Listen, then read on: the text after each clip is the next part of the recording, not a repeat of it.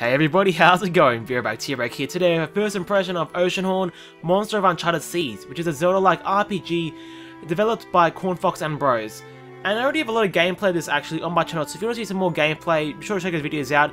This video obviously is a first impression series and is mainly just opinions.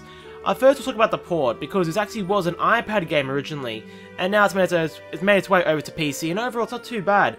It runs at 60 FPS, it has key rebinding, even, and there are some limited graphic options in the way of resolution. It has some general textures and, you know, some shaders and whatnot. But there are some issues in the way that it doesn't work well with multi-screen computers, because I have two monitors, for example, and tabbing out of this game makes it unplayable, kind of just freezes up your computer, and you have to go into the control delete kind of thing to fix it. But that's not too bad of an issue because, you know, not everyone has dual monitors, but it's something they should look into. I am playing a full screen though, so that could be one of the issues why it had these issues. I'm looking in here, I'll show you some gameplay. Remember, first impressions, so I've only spent a couple of hours in this so far. It says an hour and 14, but if you die in this game, you go back. So here we go, we're on a little island with lands here. And you can see here, it's actually quite a good looking game, especially for an iPad game. You can see there is some screen tearing. I'm not sure if you can actually see it at 30 FPS because I can't upload 60 FPS because Australia internet. But 30 FPS, 60 FPS you can see a little bit of screen tearing. It's not too noticeable though unless you really look at it. So a good variety of landscapes, so you can see it's quite good looking around here actually. And it's not bad. So we'll actually grab our boat here. As you can see, very Wind Waker-esque, in the sense that we do have this nice boat over here. And I like this because it kind of gives you this whole adventure feel, not just the boat, but just the whole game and how it plays out. And it's kind of supported by some really good soundtrack, as you can hear right now. It's really good backing soundtrack, and it kind of reinforces this idea of an epic adventure that you're going on. In saying that, this epic adventure, the story's a bit whatever. We're actually so where we're sailing, actually, you can't control yourself, and you can't control yourself in the way of this, which I actually just unlocked recently. The little pea shooter thing, but I can't choose which way my boat's gonna sail, which is really really disappointing for me because I'm a massive fan of sailing in the Wind Waker series, and it feels like it's kind of a reason to have this little gimmick mechanic, which is a little like mini game in a way where they could have monster, but sometimes there's like bombs in the way, there's like crates you can blow up to also get extra rupees. They're pretty much rupees. Here's a bit of voice acting actually. A lot of it's actually voice acting, which is quite nice for an iPad game. Deep within it lies the forest shrine, a sacred place of Olus. It feels like it's kind of hiding loading screens behind a little it's hiding the loading screen behind a little mini game-esque sailing segment, which is kind of silly in my opinion. So you can see, it's not that bad of a looker, and it's good variety of areas of beach. You know, we went to a sandy beach before. You've seen some water, and now we're in some sort of like tropical forest area. For some reason, you can't break pots. This is probably my biggest gripe of the game, but that's not too bad. Not too bad there. The story's a bit whatever though. You just kind of, there's a big bad guy called Oceanhorn, and your father went to attack him, and obviously he hasn't come back, and now it's your job to take him out. And the story is kind of there. It's more of just a reason to force your character to explore the world, which isn't too bad. So as you can see, we've got some gameplay here. We're running around, we're swinging our sword, and as I said, this game was originally an iPad game, and so in my opinion, it's a little rough around the edges when it comes to being a PC game. Especially an action RPG, Zelda-like RPG game. It doesn't, on the PC, it's a bit subpar. On iPad, it's very up there, but just for a PC game, it's a bit subpar in my opinion. It's a little too simple. Your combat is just square. I'm using a pad to actually play this right now. The mouse and keyboard is doable, but I actually much prefer it on a gamepad. But this is your combat right here. You know, just basic attack, and I guess you can also drop a bomb if you really want to be that kind of fancy. See, like that. Oh, pick up the Farfetch to attack. I just gotta kill this Farfetch in the air. Very nice. Pick up this bomb. Yeah, it's a little too simple, I think, for an action RPG, which is 15 hours long, which is actually a very large amount of time. Which is, for a $15 game, is obviously quite good, $1 for an hour of gameplay. And it's just story gameplay, also. You have gameplay when you come to other things. I actually don't have a key here to open this, do I? No, I don't. You are on a path to Forest Shrine, a place blessed by the sacred emblem of Earth. So I gotta find the key. And the puzzles, so obviously if the gameplay's a little lacking, we needed something amazing to hook us in. Usually in Zelda, it's the puzzles, but Zelda also has quite good gameplay. But the puzzles aren't that hard in this game, they're very, very simple. And a lot of difficulty comes from the fact that the game doesn't really hold your hand, which I actually really like.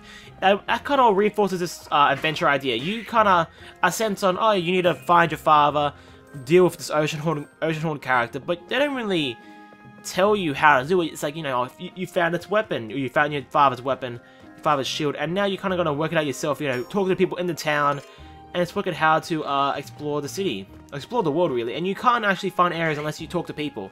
Oh, I'm getting attached by this little bug on me, okay. Picking up some bombs here. And it doesn't really show you what direction they're going. Sometimes that can be kind of bad, but because it is pretty simple in what it wants, that's physics, it's pretty simple in what you have to do, it's not too bad. Not like some other Zelda games where you find the Triforce pass and you spend like hours just walking around like a lost monkey. So if you look at all these signs, just kind of work out where you have to go. And I kind of enjoy that, you kind of have to do everything for yourself. Let's open this key up. And there are some limitations in, obviously, the gameplay, as you can tell, and the puzzles, and just the textures and whatnot, just for me being an iPad game. The view's a big one, you can tell, which is something came across. Also the combat, very simple combat. Let's do this puzzle real quick. So I guess we got to stack these up so we can get across. So as you can see, we'll push this one over here. This is the very tough puzzles. Oh! I guess we're going to push them over here also to do it. So maybe you can't do it this way. I wonder if there's two ways of doing this puzzle. Oh, unless it's going back that way, okay. So you can't break the pot, obviously.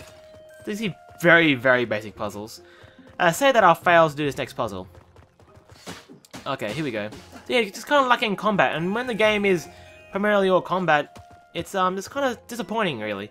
These things are little checkpoints. That's this is a reset puzzle button, in case you ever screw it up, in case you don't push that box down here properly.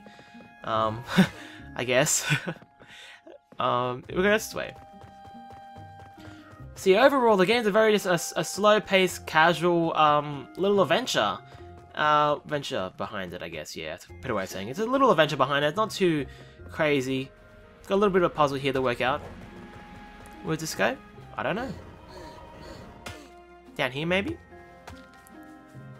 It's not perfect, as you can see. It's got a... Can I climb boxes? I forgot. You can't climb boxes, can you? Okay, am I stuck here now? Because that other crate was over there. But it's got some good... It's a good amount of hours into it. If you're a completionist style person, you're actually going to find a lot of stuff to do in this game. Oh, that's why the button's there, so you can walk this way if you screw it up. Okay. Can't go that way. Let's hit this button. Beep boop. And as you can see, it appears back here, so if you're an idiot like me, you can fix your mistakes.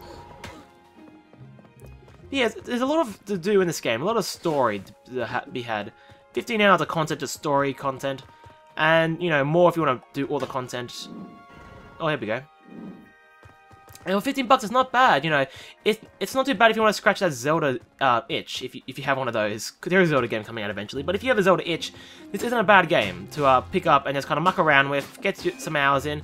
It's not too bad, you know. It's what I like about it is that it's not too intense. You know, I can just kind of sit here, talk to my friends on Skype, enjoy, you know, the gameplay, the story, and just kind of build this little epic adventure, and kind of work out what's going to happen in the rest of the game. We'll get back here, Bat. But I think the biggest disappointment you can really have in this game is if you come in here and you expect the next big Zelda experience. Just don't expect that. You expect a very lightweight, just Zelda-like game. And then you won't be disappointed. As you can see, it's not too bad. It's a bit of fun. And if you're not too worried about your money, you can, you know, it depends how much you value $15 to hours spent. Obviously, $15 for 15 minutes is very, very good, but the quality of the gameplay is something that might be a bit less, depending on how much you enjoy these Zelda-like games. Me, I love Zelda-like games. I like just walking around here, just kind of doing things at my own pace, meeting all the people in the towns, seeing all these cool landscapes. It's like one of the best things this game has, really. Just these amazing landscapes and land drops. Land drops? I don't know if that's the right way of putting it. But it's these amazing areas which you can just experience and view. And that's really the game's major strength. Let's push this box down here. I think that's what we got to do here. I can't push this one. Huh. Can't break it. What am I supposed to do here? Oh, here comes the first big puzzle. I can't do it. I can't push... Oh, I can just put a bomb down. And the bomb's stuck in there, and boom. So there you go, that puzzle. Oh. Actually, we got to, which way do we have to go? We have to go this way. So we got to load these bombs up also. Or these crates even. So yeah, guys, it's not a bad game. If you want to check it out, I'll have a link below to its Steam release. You can also get it on Android. I'm not too sure what the price is. If actually... it's a pricey than to buy on the Android, maybe pick it up on that. This game does have improved like textures through like filters and actually improved textures, and also it's better solid gameplay because I haven't seen this before. Get a little skull on his head because of how look at that bomb in the air. That's how the controls work on a gamepad compared to a iPad, but it's not too bad. A new platform. Check it out, guys. Yeah, that's it, really. Thanks for watching, guys. Been Beerback T-Break. Thanks for watching. And if you want to check this game out, have a link below, like I said. And I have lots of reviews on my websites. Ooh. Hey, can you kill the little bot? I actually haven't done one of these yet. Here we go. Let's do this first. So, as I said, there's a right... R2 is a block button. Let's put a bomb in front of you. Oh, God, it hit me too. Not too intense. Come on. I do have... Actually, it's just that I had magic. But it's kind of useless... Oh, wow, I dropped a heart. There's magic here I have. Which isn't... I guess it's stunning him, which is kind of funny. There's other magic in the game, but right now all I have is create little crates. What? This is very weird. Okay, great. But yeah, guys, thanks for watching. Not a bad little game. If you like Zelda games, pick it up. If you don't like Zelda games and you don't really need that itch filled, maybe pass on it. Maybe wait for a sale. You know, 75% off this game will be, what's that, like $3, $4? It's definitely worth it at that price.